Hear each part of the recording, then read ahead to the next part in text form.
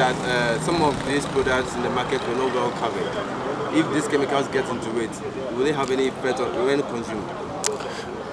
It is something that we are very careful with it, and we tasked all the market women to properly cover their food items, especially with the plastic bags that are not porous, that chemicals cannot enter. And as you can see, most of them have covered their items with those materials. So we hope that most of the food materials wouldn't be contaminated with the So what happens chemicals. to these women who fail to cover their stuff well? What happens to these products? Are they going to be allowed to sell them to the general public, or they will be seized from them? They will be seized.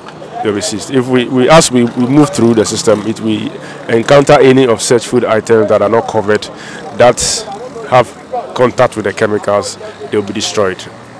Yeah, accordingly. So the fumigation, is there a set time period for the chemicals to actually have effects on the purpose it's been sprayed? Like I told you, as we are doing the spraying now, tomorrow morning there will be market, and it wouldn't cause any problem. Once we spray, any vermin or microorganism is expected to die off. Tomorrow morning the market women can come to work. Yeah.